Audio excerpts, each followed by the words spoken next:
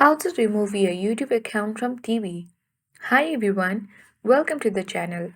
This is Rose and without further ado, let's dive right into the video. Launch YouTube app on your device. Make sure to log into your account.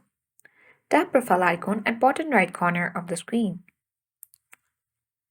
Now tap Google account at top of the screen and you need to select account currently logged into the TV.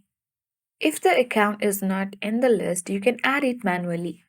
Now you need to swipe right in order to access menu and tap security button.